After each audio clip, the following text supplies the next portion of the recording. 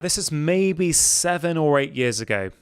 Okay, I was in a busy medical clinic, and a 42-year-old gentleman came in to see me, and he was suffering with the kind of problem that many people these days are complaining of. There'll be people listening to this podcast right now who are suffering with these complaints. He was a little bit overweight. He was struggling a bit with his mood, and he felt exhausted all the time.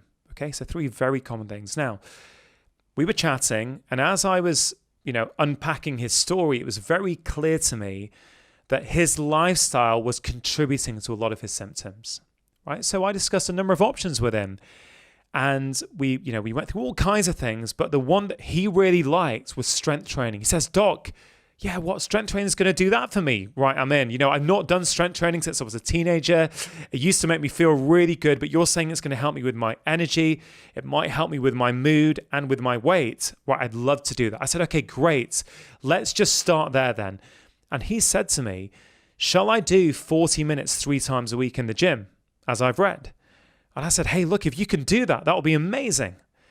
So he said, "Yeah, I'm in," right? So I give him a follow-up appointment for 4 weeks' time. He walks out, big smile on his face, standing tall, feeling motivated that he's got his plan of action.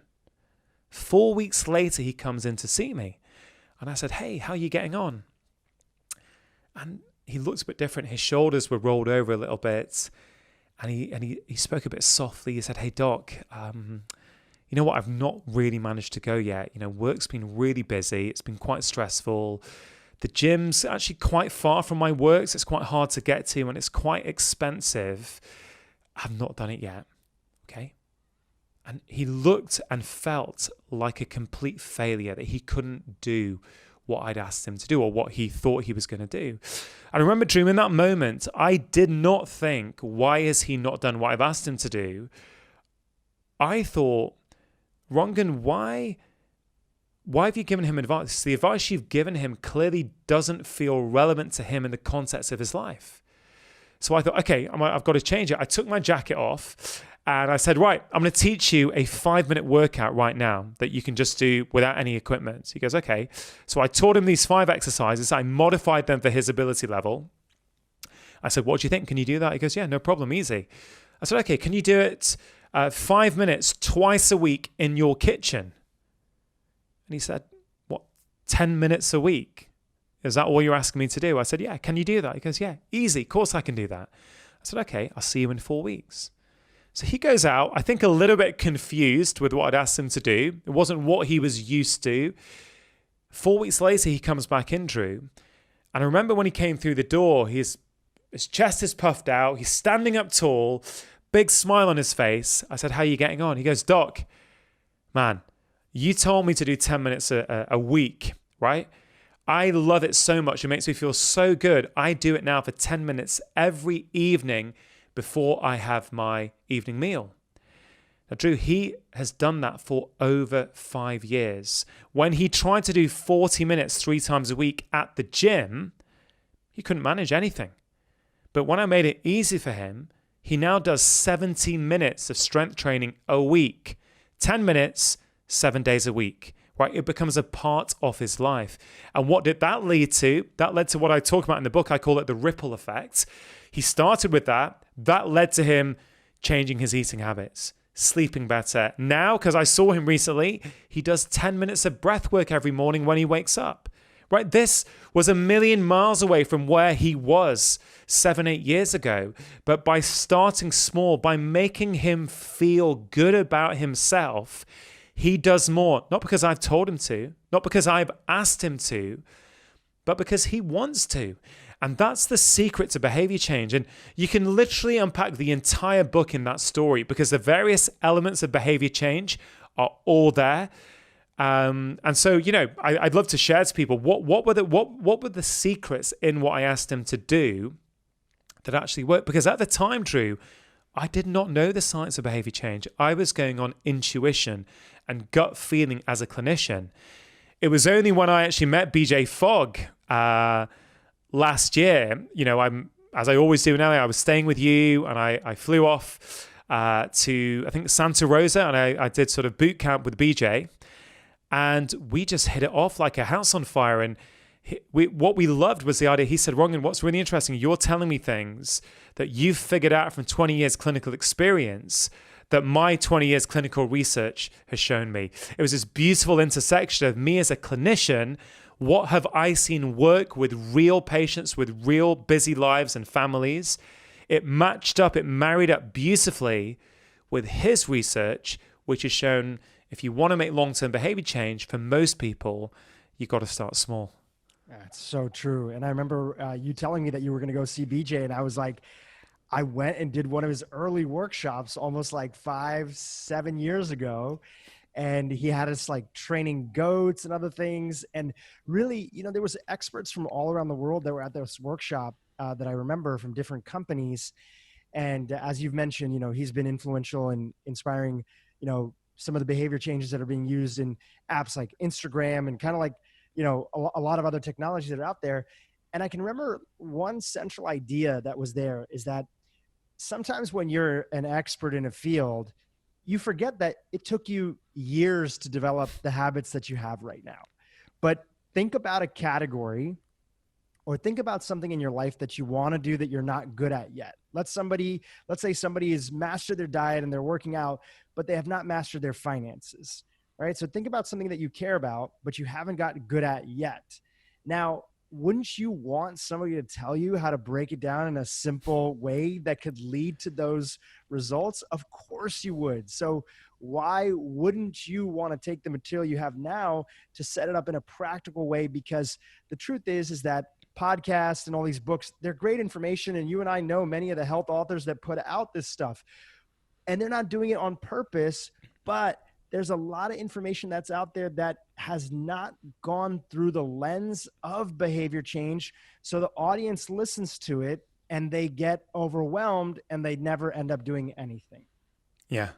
You've just nailed it, Drew, for me. And that was the real motivation behind writing this book. Is there's a lot of what you should be doing out there in health. There's many brilliant health books out there saying what you should be doing, but there's not many how-to books on health. And my book is a how-to. How do you put into practice all the great information that you may have heard on my show, on your show, on other amazing podcasts out there, but they stay as ideas and they stay as inspiration. How do you actually go and take action? Because there is a system. Human behavior change is not as hard as we think it is, but we don't follow the system. We don't follow the kind of rules. And I sort of outlined 6 rules in the book, but I wonder if you'd mind if I shared 2 rules, what I consider to be 2 of the most important rules. Please, let's do it. So rule 1 is you got to start easy. You got to make it easy. You got to start small. Okay, that's rule number 1.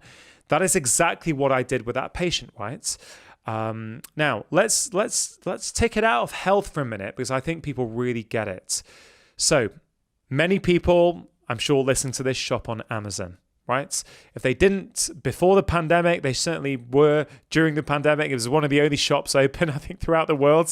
So a lot of people shop on Amazon. Now, when Amazon moved to one-click ordering, maybe 5 years ago or so, estimates say that their profits went up by $300 million a year. Now let's think about that. Why would that make profits go up that much, that quickly? Well, Amazon understand the rules of behavior change. They understand that if you make something easy, people will do it. 5-6 years ago, what did you have to do? You'd go on Amazon, you'd click what you wanted, then there's another screen, confirm it, another screen, put in your card details, again, one more just to check everything. Okay, that's 4 or 5 steps you have to take to make a purchase. Every step you have to take is a reason to back out and not do the behavior. Now they make it one-click ordering. Boom, before you've even blinked, you have an email saying a parcel is arriving the following morning. It's that easy to do it so that you do it. Right? Netflix, YouTube do the same thing. Why does Netflix roll one episode into the next episode? Right? So it's so you realize before you instead of looking at your watch thinking, oh, it's midnight, I've got work tomorrow, I need to go to bed and get up early, you're into the next episode and you're hooked, right? They make it easy for you to do the behavior they want you to do. Now, I'm not criticizing those guys, right? They're using behavior change to help you, to help them have you use their services more, right? And as a business, I get it. But I'm saying somehow when we talk about human behavior change, particularly health, we think it's got to be hard. It's got to be about deprivation. It's got to be about punishment. It can't be easy. Right? How can it be easy? So we make it hard. So we say on January the 1st, right, I'm going spinning 4 times a week this year in the gym. And you know what? You do it for a week. You do it for 2 weeks. But when motivation falls, as it always does, suddenly you'll no longer do it. And I know you've had BJ on the show, and I think it's always worth a recap. Why making something easy is so important is because we overly rely on motivation. We think motivation will last forever. We make our health plans. What we do, Drew, is that we don't understand that motivation, and BJ calls it a motivation wave. So motivation comes up, motivation comes down. We make our health plans at the peak of the motivation wave.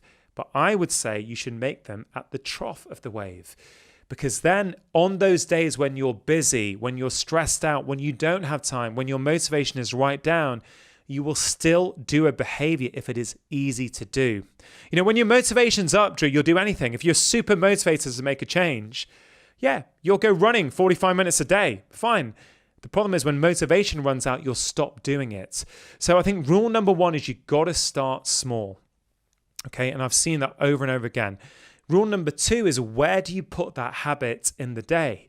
And a lot of people don't think about the placement of that habit. They think, oh, I'll do it.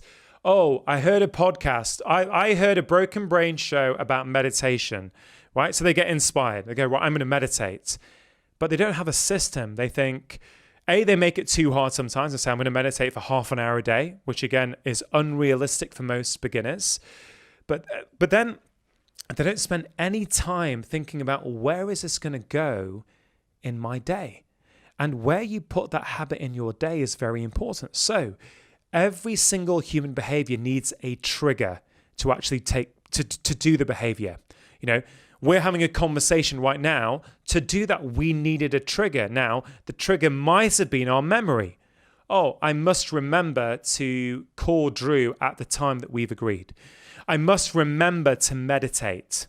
Okay. Now that works. It just happens to be a very unreliable trigger. So if you are relying on that to do your health behavior, it's probably not going to work for a lot of the time. The next form of trigger is a notification or a reminder, like a post-it note on the fridge or a pop-up on your phone. You know, very much like, oh, on my Google Calendar, it came up saying, hey, in 20 minutes, you've got a conversation with Drew. Okay, that also works as a reminder.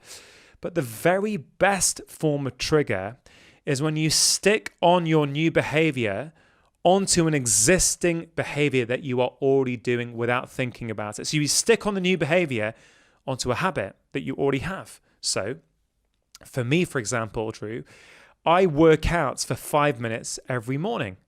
And I don't think I missed a day in about 3 years. Okay. Why? Because every morning I make myself a coffee. Right? I don't need a reminder on my phone to say, make a coffee. Right? I don't need my PA to phone me and say, Rangan, you must remember to make your coffee today. No, I'm going to do that. That's a habit. That's imprinted in. So when I weigh out my coffee beans and I put them in the French press and I put a timer on for 4 or 5 minutes whilst it's brewing, I don't go on Instagram. I don't go on email. I do a 5-minute body weight workout in my kitchen, in my pajamas. Right? Now, that's so important. That's why I haven't missed a workout for 3 years, because I don't have to rely on motivation. It's a part of my routine. I make coffee, I work out. I make coffee, I work out. I don't have to get changed. I don't have to decide what workout I'm doing. I don't need to drive to a gym. So all these potential decisions that become procrastination and become a reason to back out of the behavior, I don't have. I just get it done. And, you know, most people would consider me to be in pretty reasonable shape, and I don't go to gyms, but I do a 5-minute workout every day. And so I've really incorporated that. I've made it easy, and I've stuck it on to an existing behavior. And you'll remember that case study I told you at the start, I shared with you about this 42-year-old chap. I said, do it in your kitchen. And I think kitchens are one of the most powerful places to work out because people are in them at least once a day. Most people are in their kitchen at least once a day. So I was just imprinted. I was just putting it out there for him. Do it when you're in your kitchen. Now he's figured out himself, oh, while my peas are boiling or steaming or my broccoli is, I'll kind of do my workout in the meantime. And then I get to reward myself with dinner. And I'm not saying you have to follow that strategy, but what I'm saying is you need a strategy. You cannot leave it up to just, right, I've read this great book, I've heard this amazing podcast, I'm going to do it. That may work for some people, but many people, and this is one of the biggest problems, Drew, today, I would say, is that we're surrounded by so much brilliant health information, whether it's on podcasts and books, on Instagram. You know, we can often feel as though we're doing something, but we've done nothing. We listen to a podcast, we agree with the content, but we haven't done anything with that. We just got inspired. We see a great category like edutainment, you know, educational entertainment. It's more watching like a Netflix show about something and then feeling like you've done it, but it doesn't mean that you necessarily have. And I'm guilty of that, right? What I'm saying is I think that is natural for, I consume health you know, it's not a failing. I'm not sort of making people feel bad about that. I'm just saying that's the reality. And so what my book is about I'm helping you take action. And what I figured out, Drew, in this social media introspection time, I actually realized why this book has struck a chord with so many people and why it's helping literally everyone who picks it up, because actually that book is applicable to everyone, no matter what you want in life. If you want to improve your life in any way, whether it's performance at work, whether it's more focus, more concentration, longevity, it's going to help you. If you want it to help a symptom like anxiety, depression, type 2 diabetes, the book will also help you because they're universal principles of health. But what I've realized, why I think it's been so profound and why so many companies have me go and talk to them about implementing this as their sort of well-being program, is because I'm helping people change their identity through action. And I really think it's really that important. It's often we have an identity like that patient. Let's go back to that 42-year-old chap, right? So what happened with him? He comes in after 4 weeks, feels like a failure. He's like, I told the doc I was going to do 40 minutes 3 times a week. He comes in, he's talking softly, his shoulders are rolled over. He's reinforcing the belief that he has of himself, that I'm someone who can't stick to health plans. You know, I can't stick to programs. I just can't do this stuff. Suddenly, by flipping it, by making it easy so he can do it, right? He comes in 4 weeks' time with different body language, with a smile on his face, speaking in a different way. So not only is he doing something that's going to help his health, I've helped him change his identity. Now, Drew, his identity is as someone who can stick to health plans. I can do what the doctors asked me to do. I'm showing myself on a daily basis that no matter how bad my day is, I've still prioritized myself and given me 5 minutes of time to be proactive for my health. And actually, I don't think I quite got it when I was writing the book. It's only on that reflection and seeing the feedback in the UK. I'm changing, I'm helping people to change who they are through what they do. Because momentum creates momentum, right? Both positively, we can spiral upwards, and also in the opposite way too. 100%. And that's the key. And look, some people will say, look, I get this, doc. I understand what you're saying. But for me, I just decided I was going to get healthy and I changed overnight. I will say there are some people who can do that. There's no question. In my experience, it tends to be people who have had some kind of painful life experience. It could be, a bereavement. It could be, they lost, they've had a relationship breakup. It could be, it could be that they've suddenly had a health complaint. So suddenly they've got angina in their 40s and think, right, I got to stop smoking. I can't do this anymore. I'm going to die soon if I don't make some sort of change. Sure, I get it. For some people, things can get so bad that they can use motivation to get them going. But I say for the vast majority of people, Drew, it's not enough. If you are planning to make a change on motivation alone, I unfortunately think that it's not going to be as long lasting as you would like. So yeah, I actually think take action. If all someone does, although the program is 5 minutes from mind, 5 minutes from body, 5 minutes from heart, so really to fully do it is 15 minutes a day. Even if all you do is take one of the actions and cement it in for 5 minutes a day so it becomes a habit, you know what? That will still get you on the road to recovery. That will still get you on the road. And as you say, momentum builds, but you got to start somewhere. It's so true. Give us an idea of why and how you came up with mind, body, and heart and some sample exercises. You already talked about the body and the kitchen and doing that, but heart is an interesting one. I think a lot of people are wondering okay, why is that included into the mix? Yeah, so I remember, Drew, sitting down trying to write this I can't remember when it was now, year and a half ago. And I thought, I know 5 minutes works because I've seen it over and over again with patients. But I thought, well, I believe in holistic health, so it can't just be about 5-minute workouts. And I was really trying to figure out, how do I make a really simple structure? Because I think simplicity is key. I think if you really want people to do things, the simpler you can make it, the more impact things have. And I think it's hard to make things simple. This is why I'm very, very proud of this book, because it took a long time to try and condense and distill something down to what I hope is the essence of health simplicity. But I thought, what are those components and how can I still keep it simple? And I thought, okay, well, everyone knows that we should move more. So of course, one component is going to be physical health, moving your body for at least 5 minutes a day. I thought, well, mental health is super important.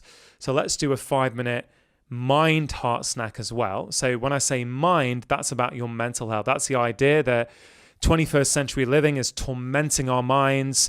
We're overloaded with information. We're overloaded with things to do. In the UK, 1 in 4 people in any given year are going to be diagnosed with a new mental health diagnosis.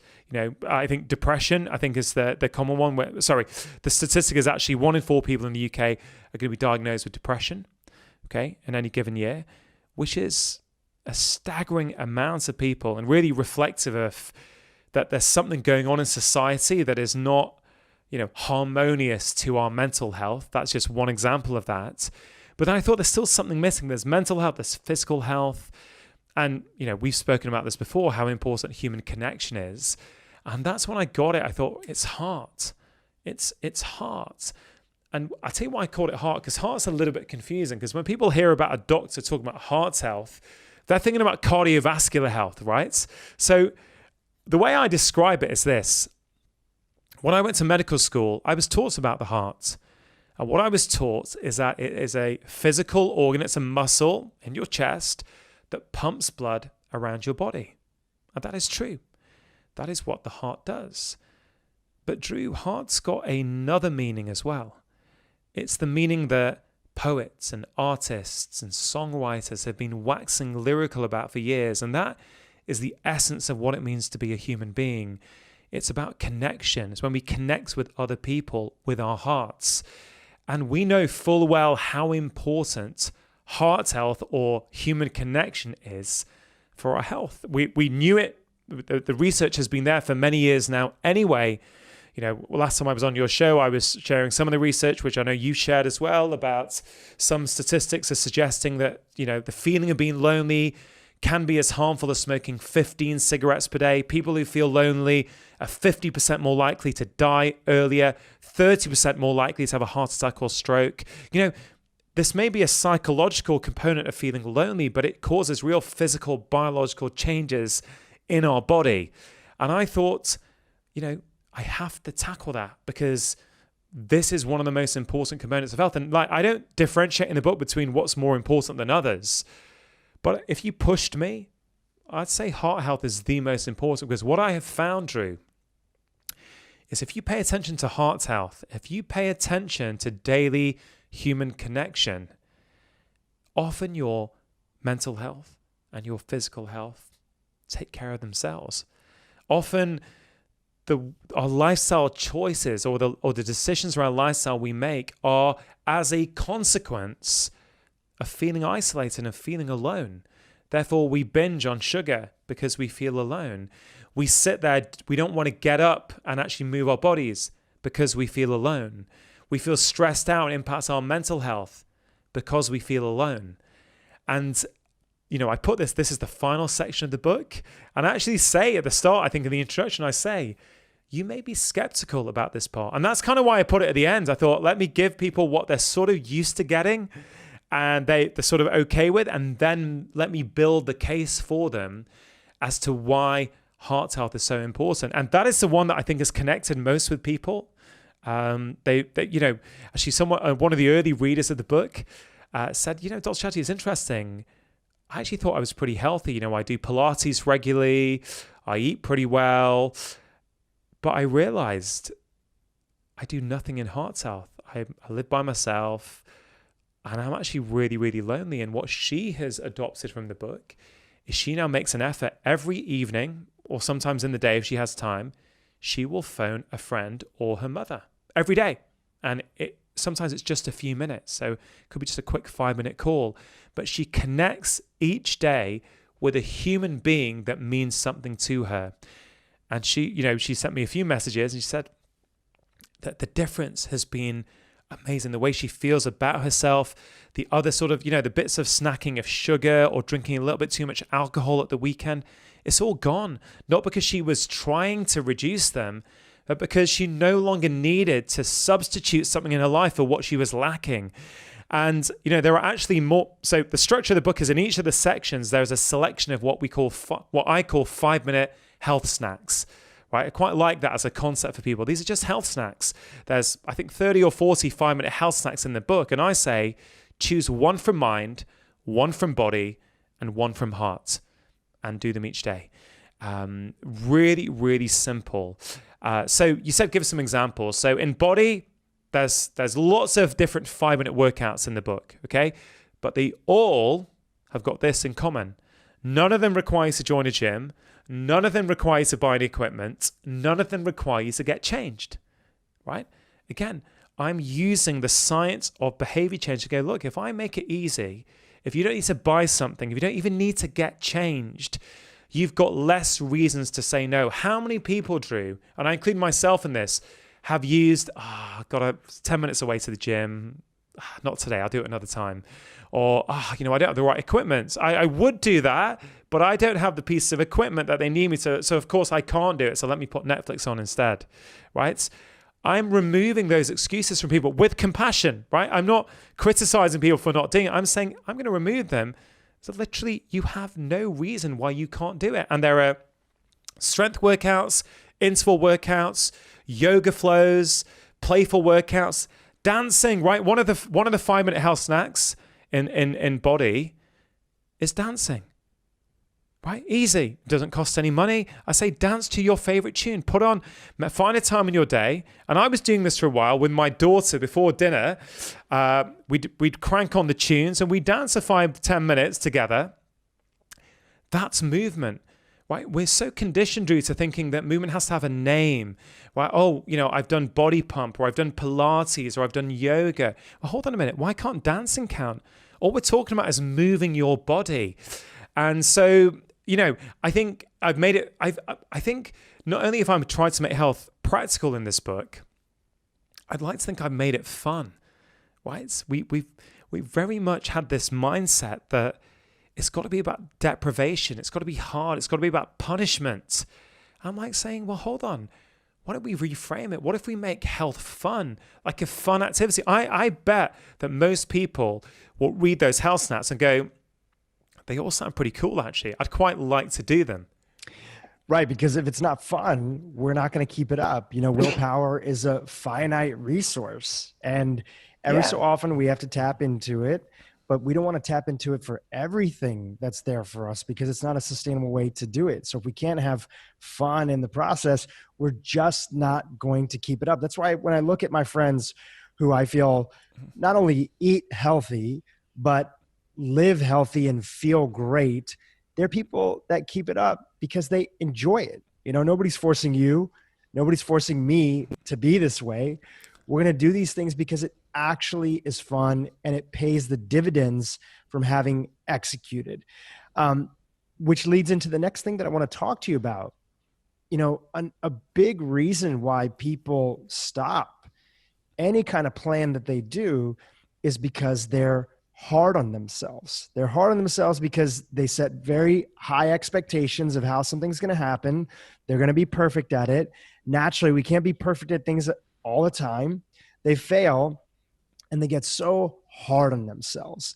Is there any exercises or snacks, as you say, in the heart section that really relate to self-forgiveness or self-compassion for the folks who are listening who are like, I had all these goals this year. I had not only New Year's resolutions, but on top of that, I had all these things that I wanted to do. And then the pandemic hit and I couldn't do them. And now I'm just struggling to just make it through the day. So are there things that people can bring in to start to let go or forgive or step back into self-love to let go of all that unnecessary noise that they might have been holding on to? Yeah, I think it's such a great point you raised, Drew. Yes, the answer is yes, there absolutely are. There's a lot of heart health snacks that will help them.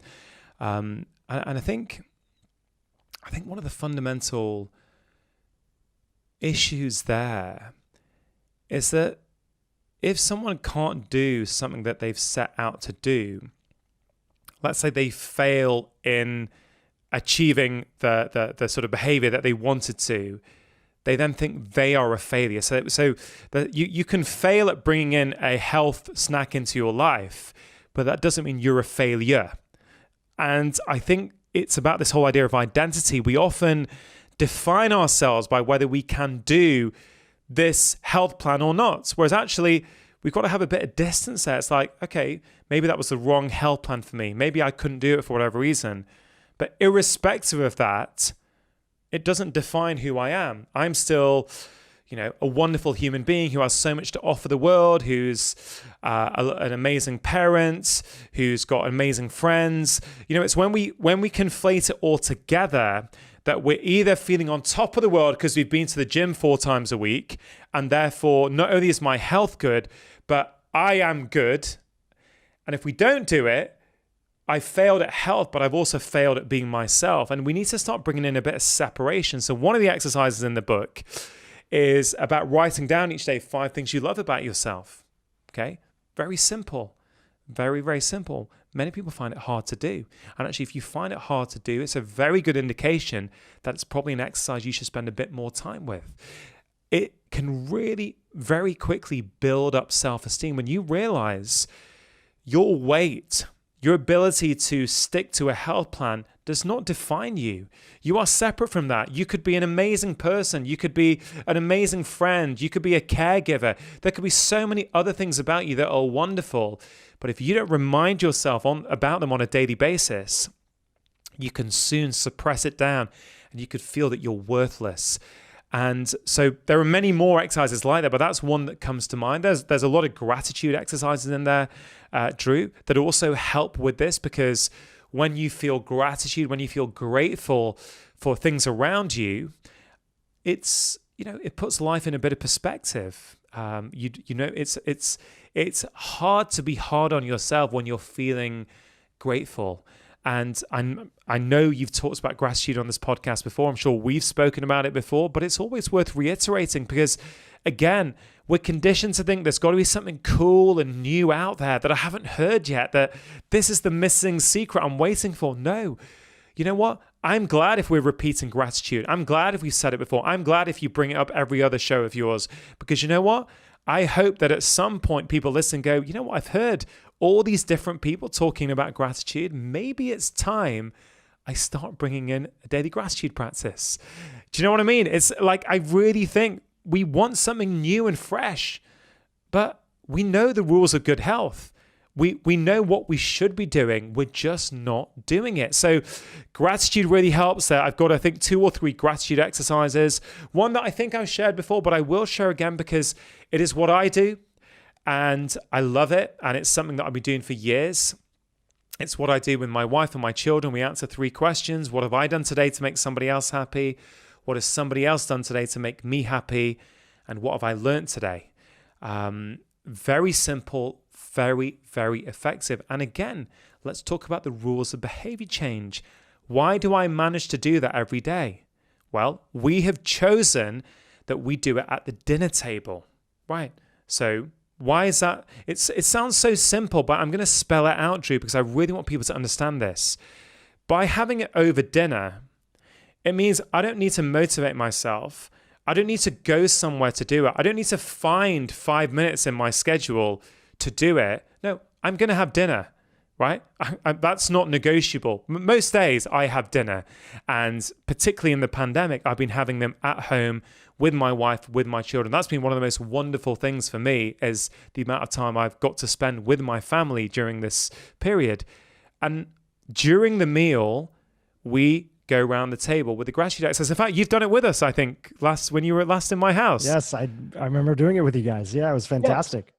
But it's super simple. And if people don't like that one, fine, choose another one.